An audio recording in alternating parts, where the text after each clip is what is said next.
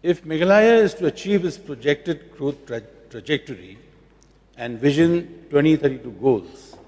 Unong yalam jong Katrinamul Congress but UMLA kanong thamai uba Charles Pyngrope hakasngi walang ulakentu ya kasorkar jela bon wanrano ya karukom pen pechnong kapapura bat kapadonjing temu jengai da kabamaham ba kajigroi state kinong ba kala ban kalalong kajing kapaslem lada om penia da kajing temu kabarenti habaya kren hakajing tai budget uba Charles Pyngrope ulong bakumba 4% kinong chong snong ka Meghalaya minta kishong hakinong ba bat kajingbun kajingkit jingba kahap hakinong ba Shillong bat tura Ulakaduru ba ka budget kalamang shihajar sanspa saupo klor bat kalabu ya ka New Shillong kum ka benta ka bakongsan banlong kum ka pedeng terekam bat kacaka sing tenat hakipor banwan Henry ulamaham balada omdon ka jing temusnong ka berhenti ka jingroi kan kalalong ka jingkhamnya bat kijinge kibahe Ulong bah Shillong kikali ki bala register kila palat arsha hak suppose nem baladep da ka badon hapdeng khat hajar hadu khatsan hajar teli kikali thamai man laos nem Henry ki surok pat kim pat roi kat kum ka jing don kam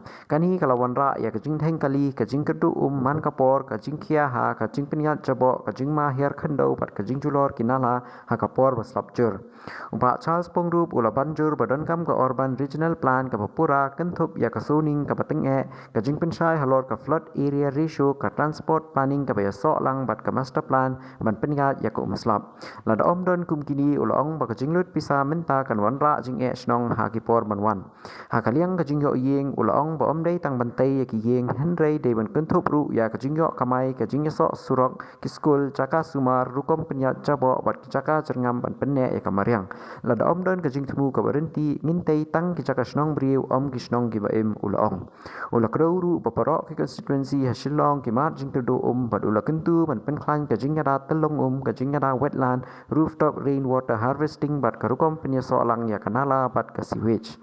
ha ka bayadai bat kajing pen khu snong ulaong bawat la ki nong ba ki penmi spaton ki jabo man kasngi Henry ka sewage treatment kadang duna ula terwa ban sedang ka urban reform mission ka bentuk master plan habaro ki district headquarters rukom teying ka bala ban yakun ya kajing kala sun beneng bat kajing khre kerki ban peniat bat jabo ha kinong ba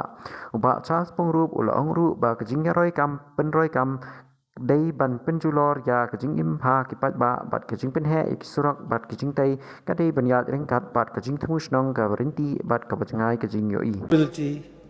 and drainage collapse during intense rainfall. So, sir, without a comprehensive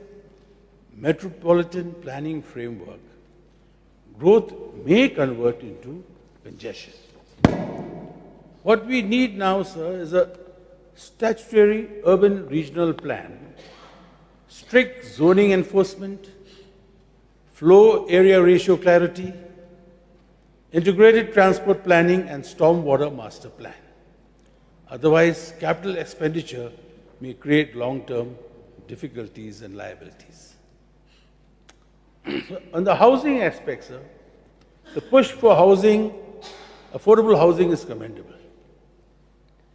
However, in hill states, housing is not merely a unit.